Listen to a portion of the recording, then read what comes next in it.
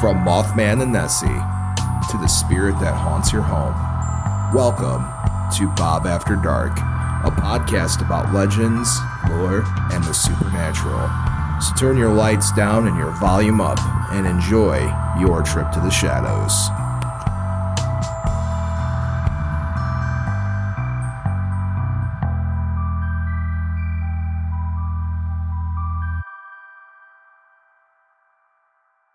Oh,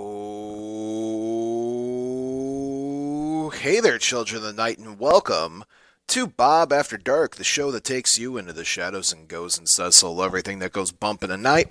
I'm your host with the most that enjoys toast, Bob, and alongside of me, as always, is my ever wonderful, ever vampiric, ever cape-wearing, my friend, my producer, Count Panic himself. Oh, hey there, Count Panic from the future, I guess. From the future? Well, we're a new year. Oh, yeah, it's the future. It is the future. It is the future. Flying cars. Into the future. Flying cars, teleportation. The year 2000. I don't know. 24. High collar fashion. Yeah, well, I do have a high collar. You do have a high collar. You fit right in. You need to be eating some ramen at like a neon shop now. It is the New Year's, Bob. The veil is back to being thicker than it was as we await. Well, we're in the New Year. As we wait for the year to continue on, but Happy New Year, Bob. I hope your holidays were substantial. I would say they were okay. Yeah. Sorry, I'm working on posting my thing here because we're live again on video for free for fans to go and watch. We are, right now. We are, so you guys can tune in. I can do that? Yeah, JEDTV.com. You can go right on there, home screen, face, and watch. I don't think there's a chat room there anymore. I thought there was at one point. There wasn't. We can't have nice things, Bob. That's fair. So no chat room, guys. Sorry about that. Chat room gets rambunctious. Not our chat room. Not our chat room. Yeah. So no, there's no chat, guys. I thought there was. My apologies. But you can still watch me live again. It's been a long time since we've been able to do that. It's pretty exciting. Yeah. And, of course, everywhere. We're basically everywhere, Bob. Yes. Radio, podcast, video. You are correct. So we are live here, which is really exciting. Count, while I'm getting everything set up, how was your holidays? Did you do anything exciting? Yeah, Bob, it was nice, the holiday season for Count here. The holidays are about these days, right? It's about being gathered around people you enjoy, the company you keep. And certainly was that for sure. I got a little sick around it, though. Count Panic is not immune to falling ill sometimes. So there was that. But other than that, Bob, it was a very good holiday. A very good solstice, Christmas, Yule, New Year's, all that good stuff together. We're can't complain. How about yours? Not too bad. Christmas Eve, I just got in from Orlando, from Holiday Matsuri. Yeah. So that was a thing. I went down there with the Queen of the Night and the Queen of the Night's mother, which would make her the Queen of the Day. Right? Yeah, I suppose the Queen of the Day. We'll call her that. The Queen of the Day. We were down there at Holiday Matsuri, and it was a really good time. Weather was decent. I got chased by an alligator. That's a real story. How did you manage that? I was playing disc golf. I had a little bit of time to kill, so I went and played disc golf. First hole through just fine. Second hole, my disc landed right on a water bank. It was like a water trap, and I went to go get my disc, and the local's like, "Bro, I wouldn't do that if I were you." I'm like, "What do you mean?" And then I hear this hissing noise, and I see this alligator head come out of the water, and I was like, "Oh, now I know why the local didn't." It's like a miniature golf with real obstacles instead of fake alligators. It's the real one. Well, I mean, at least you survived that, Bob. You lived to tell the tale. Yes, so I didn't get my disc back, unfortunately, so that's a thing. But outside of that, it was a good time. I enjoyed Florida. Then Christmas Eve was, when I got home, I had to finish my Christmas shopping, which was a thrilling adventure. I went grocery shopping with my mother and spent the evening with her, which was nice. Christmas Day, spent it with my siblings, spent it with my my partner, Queen of the Night. We got to spend some time together, which was relatively amazing. And then for New Year's, I know the counterpart for you went to a pierogi drop. Yeah, I know Mr. Pierogi personally, and he was out there at the pierogi drop in Whiting, Indiana, where it's what exactly like it sounds like. They drop a giant pierogi from the sky each and every year for the past 8 years now, downtown Whiting, Indiana, and it's really a sight to be seen, Bob, to see this giant pierogi fall from the atmosphere, basically. But yeah, that was one way to celebrate the New Year's for sure, and ring it in. And as we shift off into 2024, I can't help but notice, Bob, there's something next to you, though.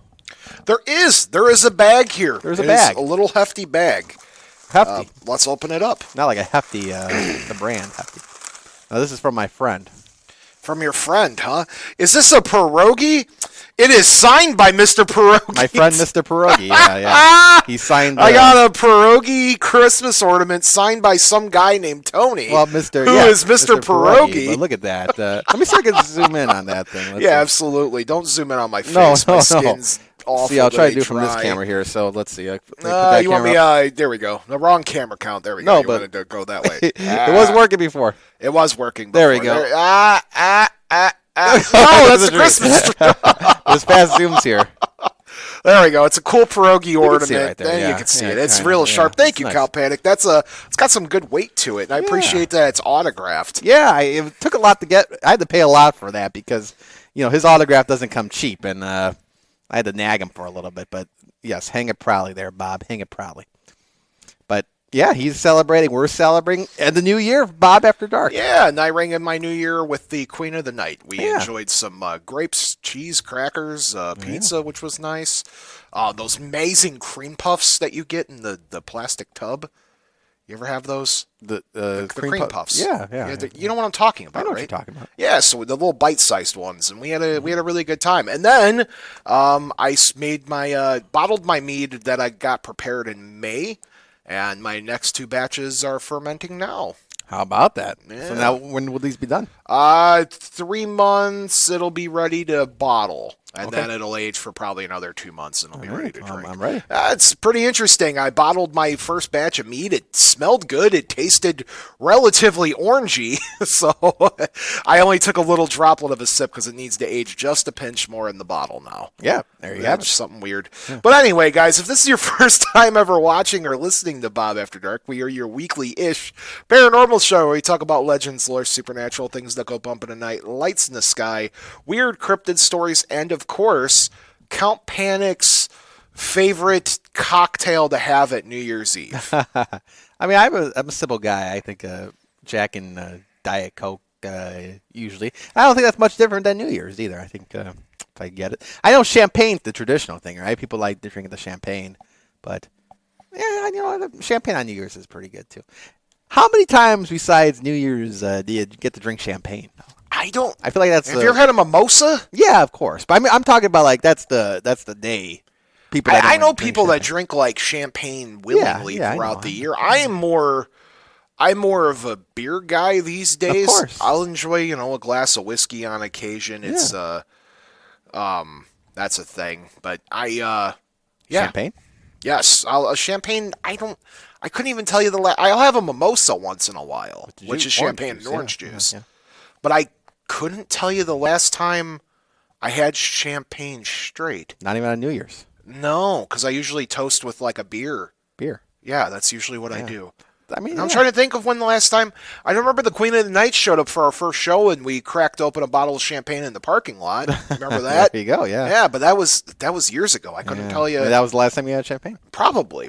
But anyway, Bob After Dark, we split the show up into 2 parts, where we talk about the weird, spooky news of the week. That's where you, the fans, and me, the Bob, go online, scouring the internet for weird news articles involving the paranormal, the strange, the weird, the cryptid and ghost sightings, advances in science that borderline on science fiction.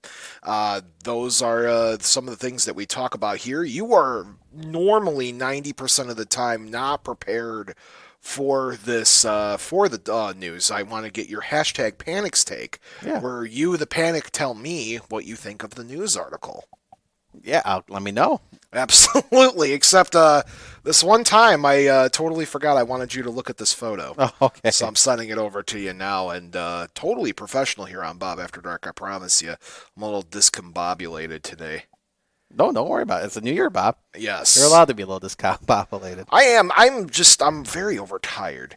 Okay, so I just sent it over to you so we can look at the photo together. Let me take a look at this.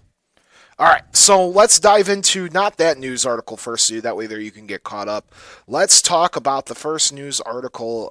This is written for Fox 59 by Sarah Dorian. Fox 59 is I think the Indianapolis Fox affiliate. So anyway, let's move on here. Burrillville, Rhode Island, where, in case you guys don't know what city that is, that's where the famous Conjuring house is. We've talked about the Conjuring case on here. Perhaps you've seen the extremely popular film that came out several years ago of the same title.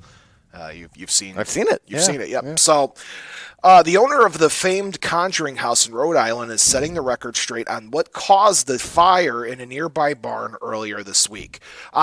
This was posted last week. So 2 weeks ago, in case you guys don't remember, because we covered it on the show, there was a fire at the Conjuring house, one of the barns on the property. Not the house itself, but one of the barns on the property caught fire.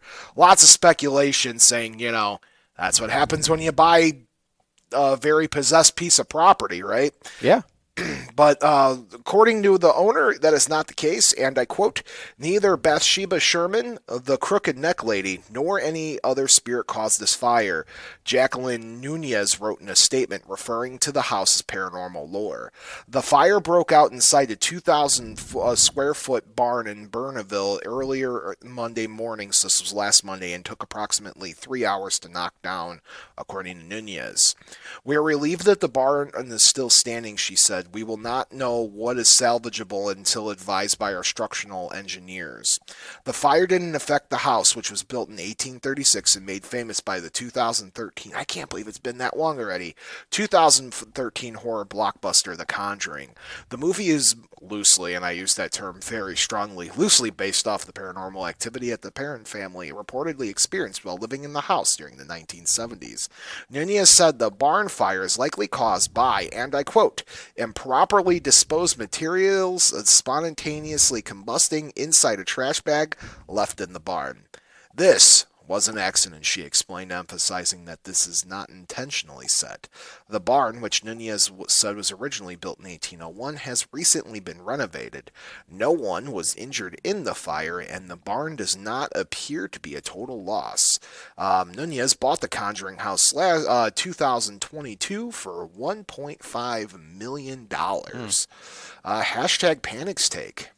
$1.5 million. That's crazy. Well, Bob, there's a reason to believe, I would think, that when you buy a haunted house, it's exactly correct, that odd things will tend to happen there. So I'm going to chalk it up to, maybe you shouldn't just buy haunted houses like that, all willy-nilly.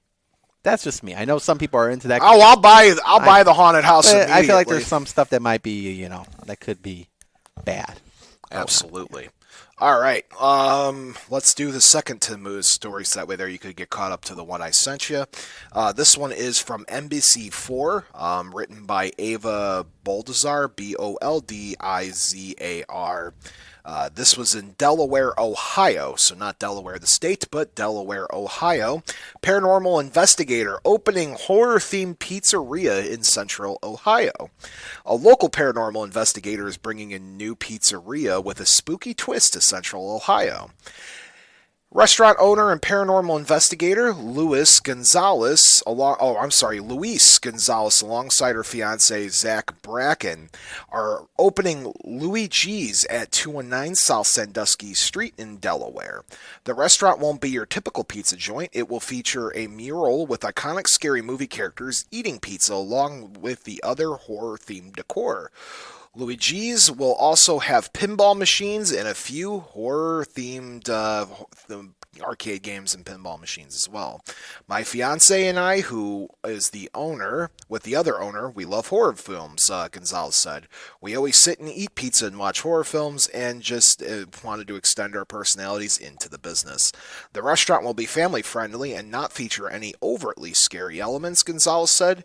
It plans to play family-friendly horror films such as Nightmare Before Christmas and Disney films during the day, and at night, depending on the crowd, Gonzalez said they plan to play more classic horror films.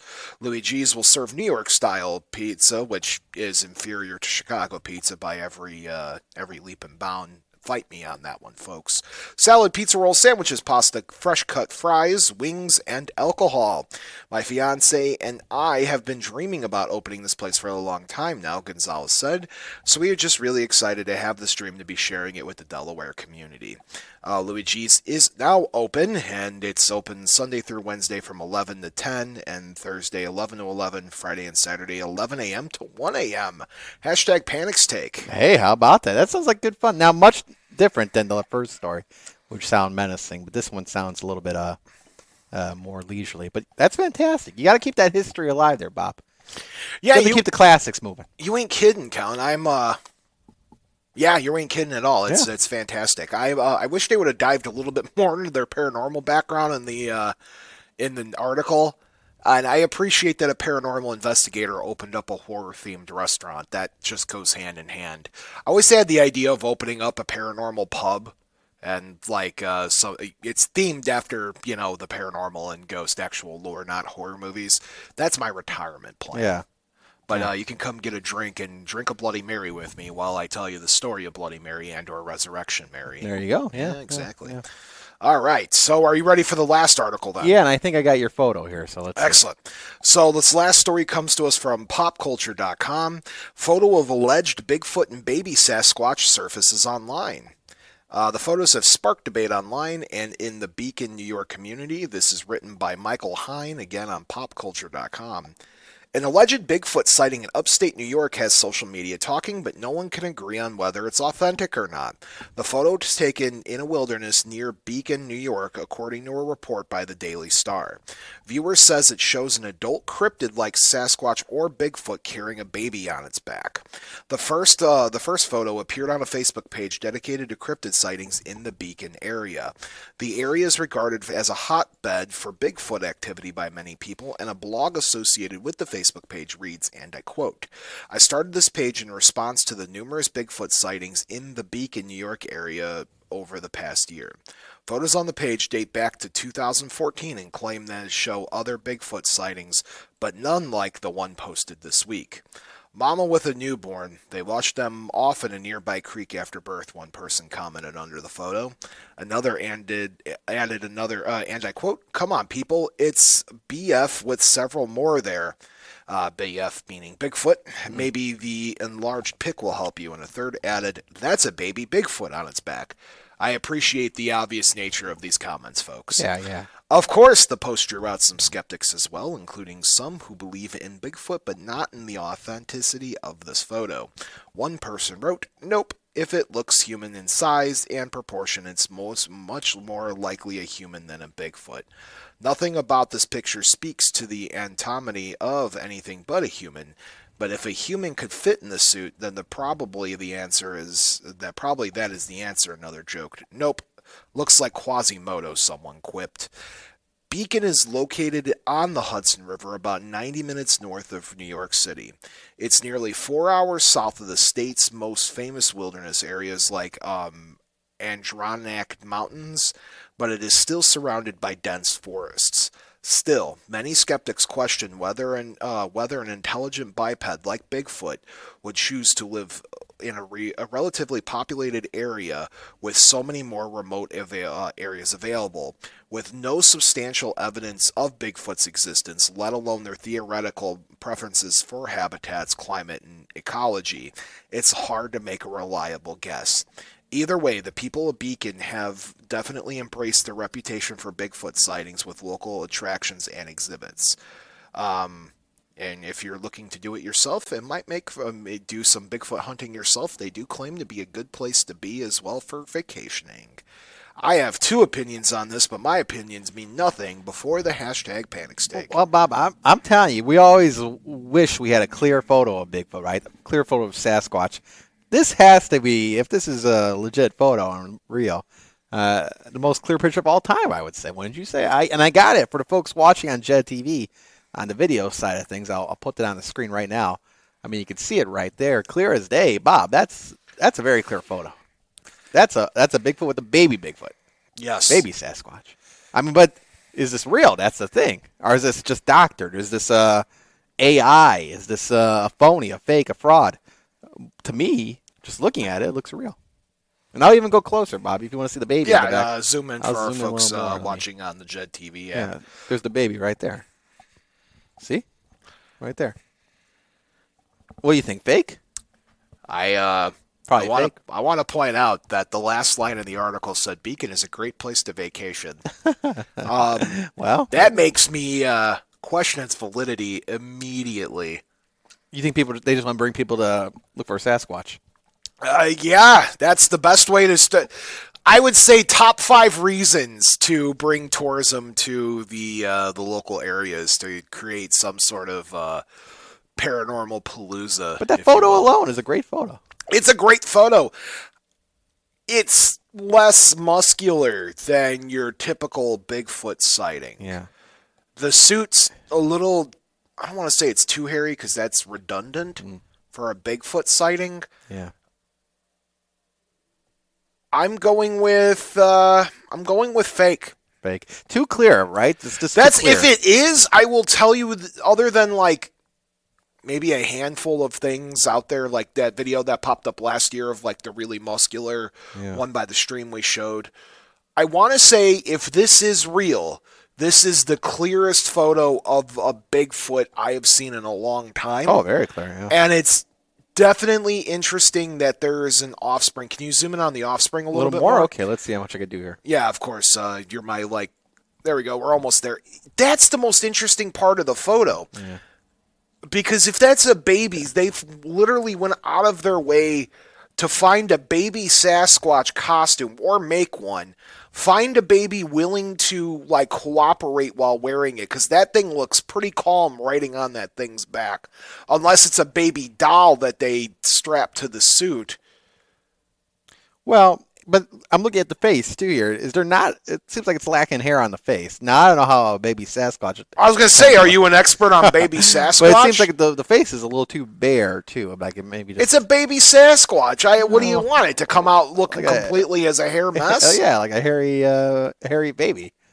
It's interesting though. Makes you think, but that's about it. I'm going with fake, but I could see why people would believe it's real. I have seen plenty of faked Bigfoot photos in the past, and a lot of them are very blatantly fake. That one looked really interesting. Yeah. So, I don't know. I'm going to chalk it up to fake, but I could see why. How about you? It's a little too clear. I think when it's too clear like that, there's probably a fake. It's probably a phony. A fraud. A fraud? Oh, so you are sticking with me on this one. Yeah, because it's too clear. There's no such thing as a clear Bigfoot photo. I suppose it's too clear. Folks, if you're interested in sharing your opinion with us, our phone lines are open, 219-845-1100. Now, I know our radio fans at home aren't going to be able to see this, nor future podcast fans, but I will share this on the Children of the Night Facebook page so you guys can see it for yourself and tell me what you think. I'm interested to get that photo over to Steve and maybe somebody like Jack Chavez, who's really, used to seeing photos like this. I don't know how well-versed Steve is in cryptid photograph as much as he is spiritual photography, but as far as Jack is concerned, that's somebody who I would really like to get an opinion from. And we haven't talked to Jack in a while, so remind me to send this over to him, and then we can get an answer from him. But I just like how at the end of the article it said, "Go visit Beacon. It's a vacation spot." That's a great way to draw up tourism, man. You look at something like the Mothman Festival or the Hodag Fest or anything.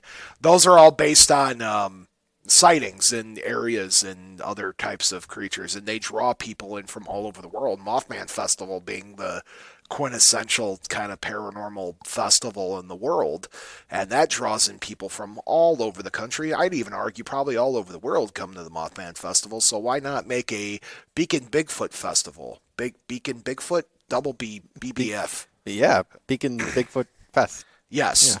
I'm all for it. 100%. Yeah. So that's where I'm at with it. But hey, Count Panic. Yeah. How would you like to take a quick break here? All right. All right, so our live fans, stick around. We will be right back. And to our podcast fans, stick around. You're about to be hearing words from a podcast that you should be listening to. Stay tuned.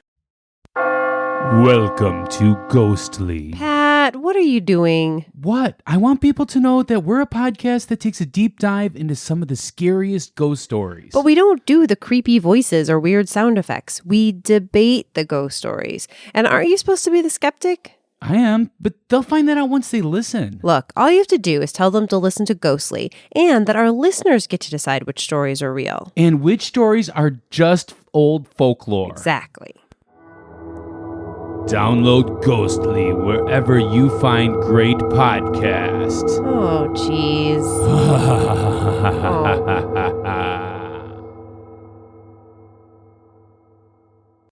And we're back. Oh, hey there, Count Panic. Oh, hey there, Bob. We're back. Yeah. What'd you do during break? Bob, during break, you wouldn't believe what I did. I went on to search, and I tried to get the most clear-cut photo Clear-cut, of he says. Sasquatch you could find, but much to my chagrin, it didn't work out. It really was just a gorilla, and I got bamboozled. So. You got bamboozled. I got bamboozled. How about you? What did you do during break? You know, I went out and faked a couple Bigfoot sightings. You faked a couple Bigfoot sightings. I did. That's I went outside. I I went outside and I just started stomping on the ground with large feet imprints to go. That scare some happens. people. Well, That happens. That's a common thing. And we actually. were searching one time in Hammond. We did go searching for a Bigfoot the once. Hessville Bigfoot. We did go look. That's a true story. I Yeah. have gone There was video Sasquatching footage, before. We have two callers. We have on two the air. callers. Let's take caller number one. We're going to go in order here. Caller number one, you're on the air. Is that me? Whoever's talking, yes. Hello. Hi, Bob. How are you? Is this Jack? Maybe it is. Jack, it's been forever. I was just talking about you. Long time no. Hi, guys. How are you? Doing well. Jack, do you have access to Messenger real quick while you're on the phone with me? I do. I'm going to send you over this article. Have you seen the photo or no? Yeah, that's why I'm calling. Oh, great. I don't even need to share it with you. Excellent. Thanks, Jack. So what's your take? Do you think it's real or not? So here's the thing. Upstate New York, there's a lot of Bigfoot sightings there. That's prime area for Bigfoot. But I don't know about this photo, Bob. You're calling malarkey? Yes, I think. He's with us. I think it's too clear, right? It's a little too clear. You know, and then look at the hair too. The hair is just it's very costumey. It's just like kind of brushed down. It's too clean for Bigfoot. So Bigfoot is a mess. So you're a little bit more versed in it than I am. And folks, I'm not afraid to admit when I'm not the expert on everything. Jack is way more versed in Bigfoot than I am.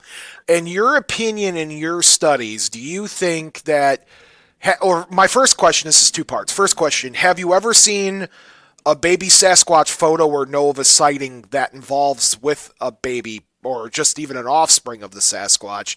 And have you ever seen one that was this clear? Sightings, yes, but not pictures. I've never seen pictures of a baby Sasquatch. Actually, and I can't even think of, on the top of my head, I can't even think of encounters with a baby Sasquatch. This is a first. Certainly offspring, more toddlers, but I've never heard of a baby one. Yes, I've seen smaller ones before, but not anything infant level, so that's interesting. It's also extremely clear and close up. You would think that it's so clear, yeah. Yes. I I have never seen that much up close photo of those things, and if it's a mother carrying around a child, I am willing to bet that a mother Sasquatch is not going to let you get that close to her carrying her offspring.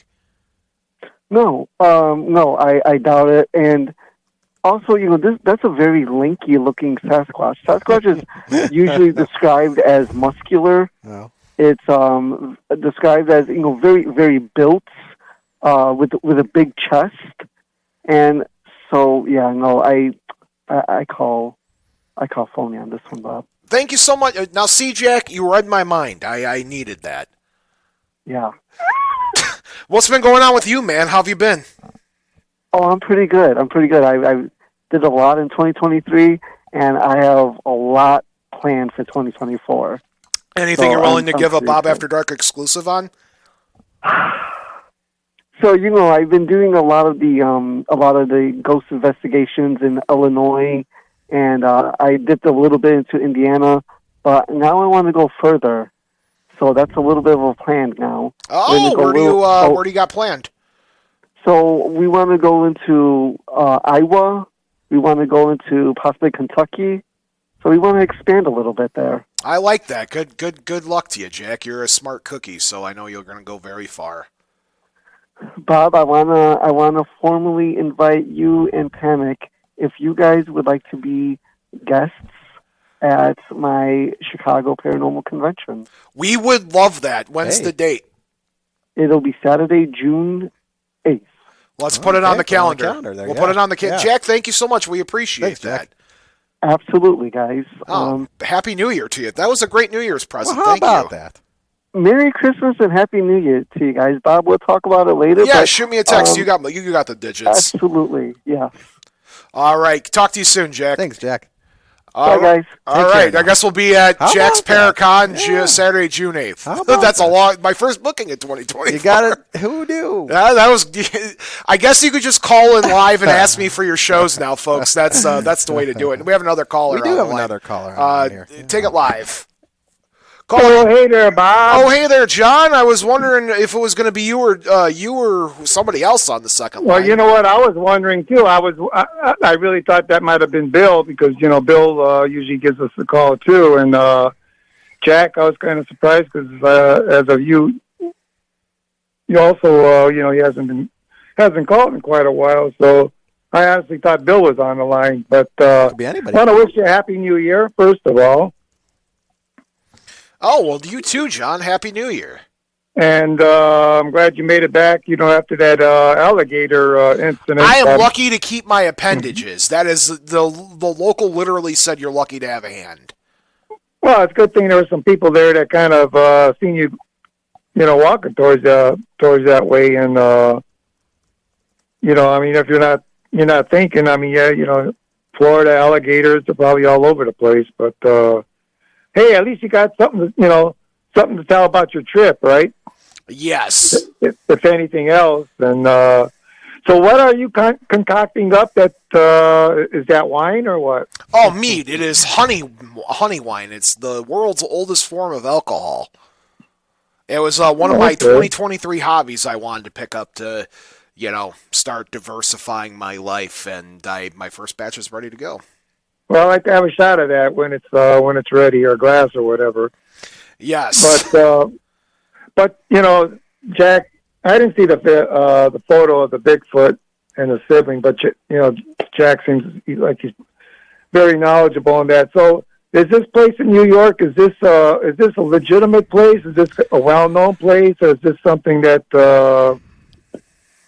that's just propaganda? The Bigfoot sightings there, or is this like so is this actually a resort where you could?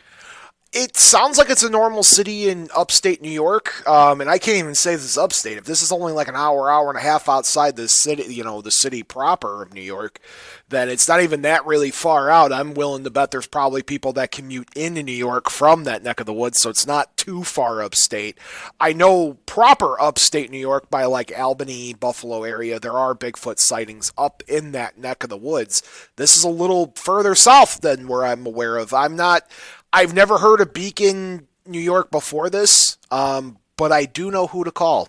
See if I can get an answer for you on that. I got friends in the Hudson Valley Ghostbusters, of all things, so I'm going to reach out to them and see what they say about this. Okay, so it is a legitimate place. Though. It is a legitimate place. I just don't know anything about it. So what I'm going to do is I'm going to reach out to somebody that lives in that area and find more out. Well, there you go. I guess that'd be a good idea. So yeah, very interesting about the Bigfoot. We're heavily into Bigfoot. We're Bigfoot fans here. So yes, that's partially the reason why I picked the story out, because I know you guys are such a big fan of the concept of Bigfoot. There you go. Well, hey, Happy New Year to you. Happy New and Year, good show, John. And best of luck to you and the show for the New Year. So. Thank you so much. I appreciate you. All righty, take care. Yes. Folks, we still have time for callers. Do we have another caller? No. Oh, okay, wait. No, that was no. I'm going to say you could be number 3 right now, 219-845-1100. You could be caller number 3. We have not had 3. I couldn't tell you the last time we had 3 callers. Actually, I could. It was a few weeks ago. Well, there you go. I couldn't tell you the last time we had 4. In a row. You could call in, 219-845-1100. If you're watching live, tell us what you think of the Bigfoot sighting in mid-state New York. Or the Christmas tree behind Bob. The Christmas tree. What about it? You can tell us what you think about it. It's a Christmas tree. Yeah. Nothing spooky. Oh, you wanted somebody to comment Yeah, on it. like if you want to comment. Hey, man, it's you've heard of the man-eating gourd. Now have you heard of the man-eating Christmas tree? Yeah. Spooky. Absolutely. Now, hey, Count. Yeah. Anyway, we're talking about back and forth. We went off the rail there, Pinch. We are overdue to talk a little bit about the meat and potatoes part of the episode. What is it? Of the week. What is it? That is a great question, Count Panic. And to answer your question, we're going to have to cross the pond, as it's called by other people. We're going over to the UK. The UK, and we're going to be talking about a strange society of dwarf-like creatures known as the Redcaps. Last episode on Bob After Dark, we finished out the year talking a little bit about the second episode of the last of the year. We did our Christmas special where we talked about where do elves come from? And we discussed the concept of elves and, where the basic form of lore is with that and how they're mischievous creatures, but they're not necessarily hostile, scary, flesh-eating creatures. But what if I told you that I found the yin to their yang? And that's what we're going to be discussing this evening, is the concept of the Redcaps. The Redcaps. And you might be wondering why they're called Redcaps, Count. Why are they called Redcaps? Because they wear a red cap. I should have known.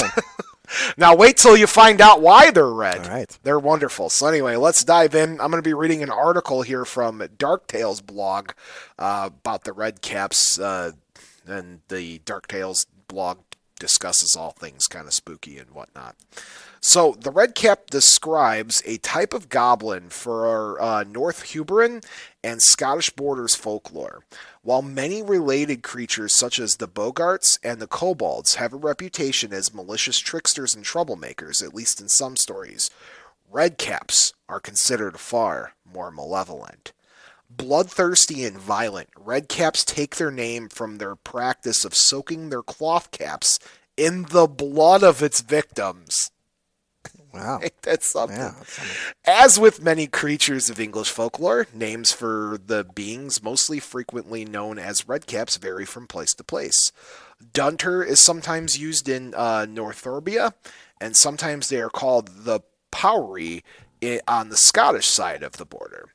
These areas of Scotland, Cumbria, and Northumbria, or also known as Northumberland. That's a lot of things, so I'm getting my tongue tied here. Close to the border between Scotland and England are littered with ruined and abandoned castles, testament to over 1,000 years of unrest between the two nations. In particular, many fortifications were constructed to protect both Scots and English from the border reivers, bandits, and mercenaries that would roam the region, raiding settlements and the farmsteads.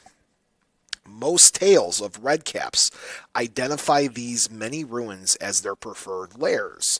Travelers unwillingly taking shelter in their homes would be ambushed and murdered, and their blood used to keep the creature's caps wet with blood. And if blood stains on its cap should ever dry, many tales claim that the Redcap would die leaving them to be some sort of strange vampiric creature. But instead of needing to consume the blood, they just need to paint their red hats with it. Described as short, heavy-built, and resembling old men, redcaps possess prominent teeth, red eyes, and along with long, thin fingers tipped with hooked claws. Each wears a red cap as well as heavy iron boots. Invariably, they carry a long pike or a scythe, again constructed with heavy iron, which they use to kill their victims. Travelers making the mistake of entering their lair would be ambushed with heavy stones, dropped from above or rammed through their pikes. Despite the short stature and heavy boots, they are quickly on their feet, easily able to chase down any escaping survivors. The folklorist William Henderson records that Dunters and Powrie are distinct species from redcaps, although found in the same border fortifications and ruins. Rather than attacking visitors directly, Powrie would cause a strange sound like a grinding of a millstone. Hearing the noise was a potent omen of misfortune or even death, particularly if it was louder, longer than unusual. What do you think so far of the redcap lore? I'd say it's very spooky so far. Man, that's when your garden gnomes, the garden gnomes go bad, you know. You think they would be fun-loving creatures, but yes, something like that. So there is a famous story of one particular redcap, and its name is known as Robin Redcap. Robin. Scottish border noble William II de Soles was said to possess a redcap as a familiar. The creature known as Robin Redcap was much feared by the people living close to his master's home in Hermitage Castle. Some versions of the story even suggest that Robin Redcap was something else entirely, a demon that granted his master significant powers. Well versed in witchcraft, de Soles and his familiar conducted a reign of terror until locals eventually rose up to overthrow him. Rendered immune to weapons and even hanging by Robin's powers, de Soles was eventually dragged to the nearby stone circle of Nine Stane Rig, where he was boiled alive in molten lead. In reality, William de Soles was imprisoned and ultimately died in Dumbarton Castle after being found guilty of treason, conspiring against King Robert the Bruce to place pretender Edward Bailey to the throne. Panic, what's your take on these redcaps? Yeah, like I said, you would think that they, when you see them on people's lawn, well, I mean the fake versions, right? Or at least we think the fake versions. They seem fun-loving and carefree. There's a much more devious side to these beings. They are beings at the end of the day, than we thought before. Something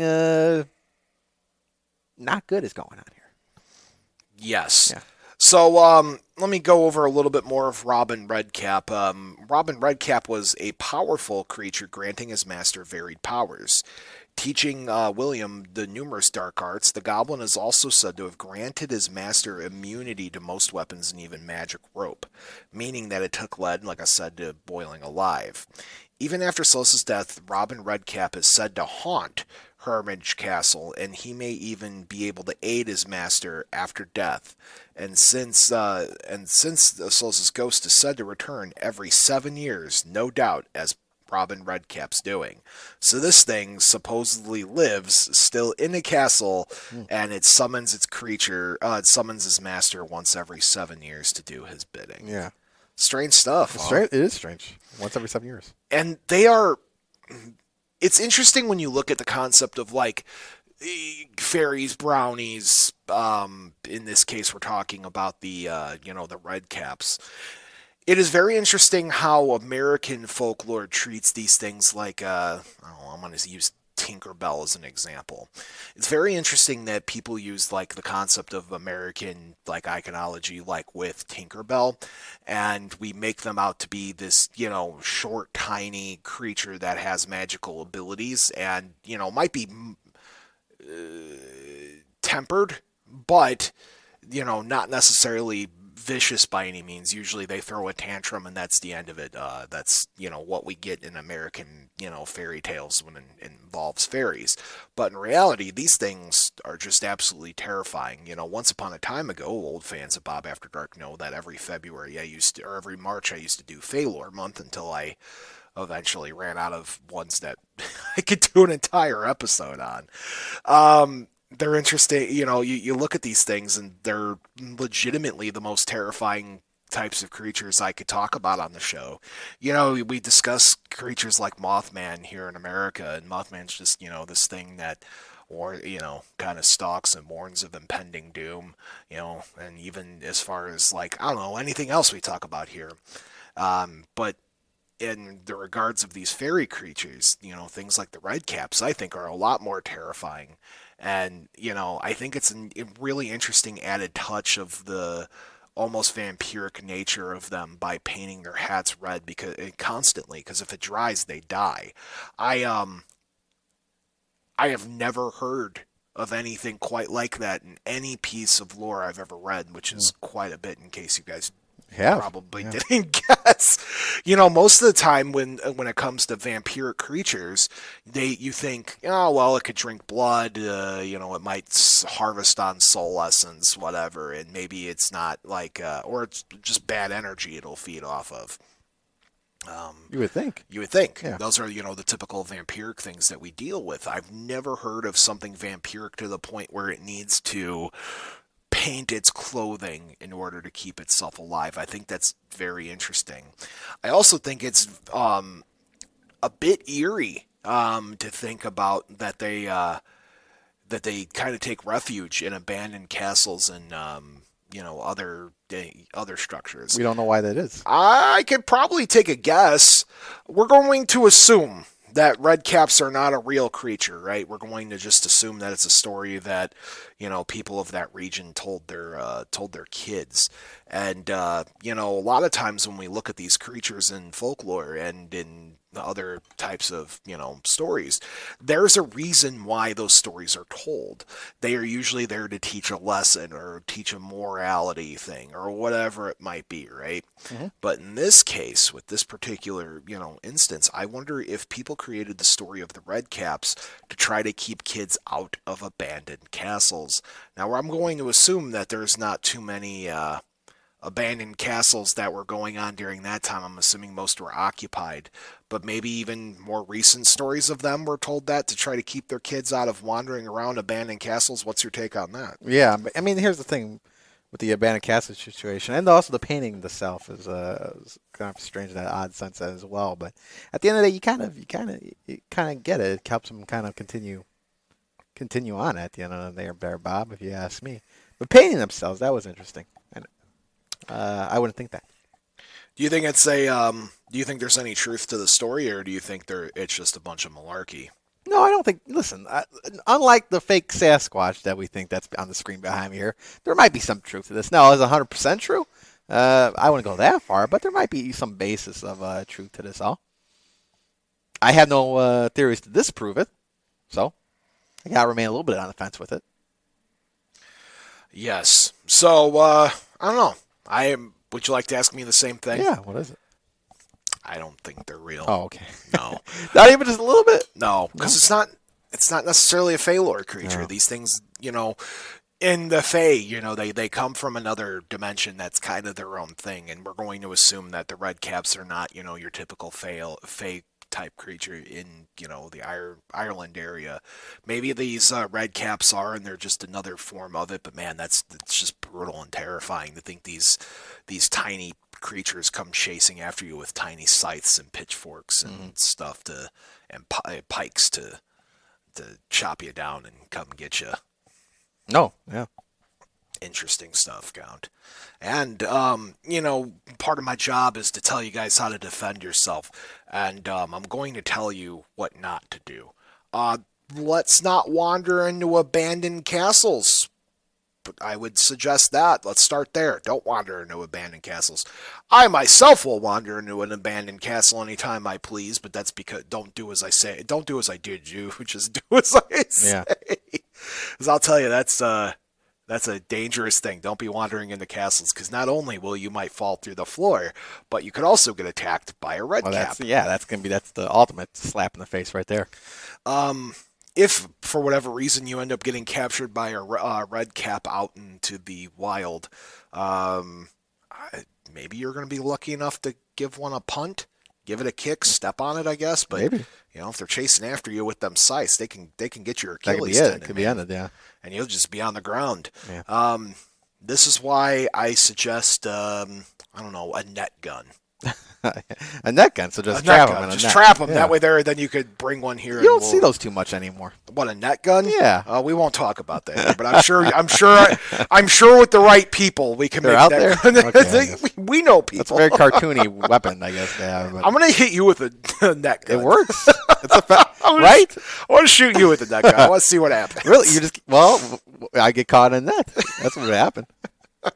It's like a Scooby-Doo thing, right? You would shoot with that gun and they take the mask off the guy. Meddling kids. You meddling kids, yes. That's how you get them. A net.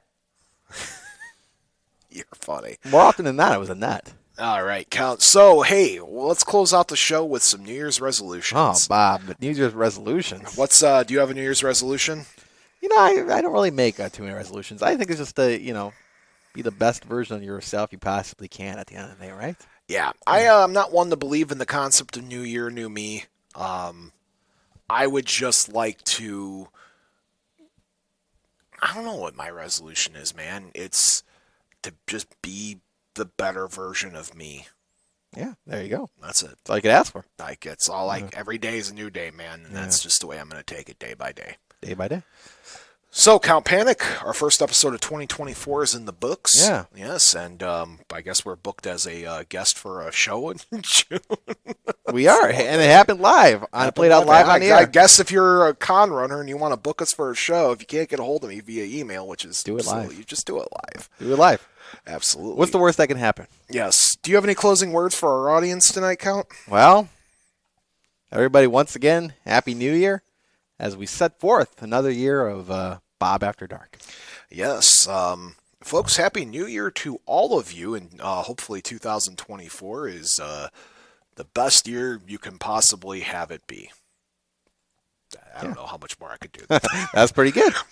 Good night, everybody. And to my mom who's listening at home, I just want to wish you sweet dreams, Tiff, no matter where you are in the world. I hope you have the sweetest dreams in them all. And to Dad, wherever you are in the universe, I hope you're happy, comfortable, and doing it is whatever it is that you want to be doing. Remember, folks, there are two important rules of Bob After Dark are not all who wander are lost, and as above, so below. Until next time.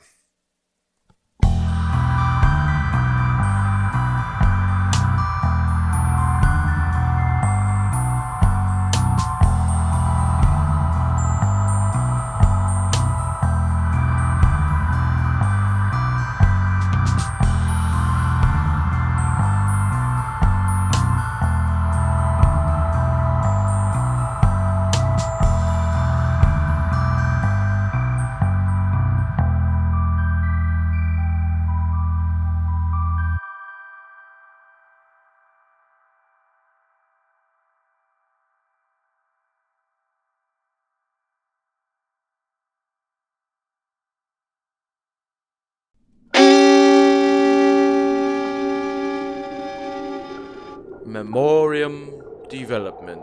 Gold.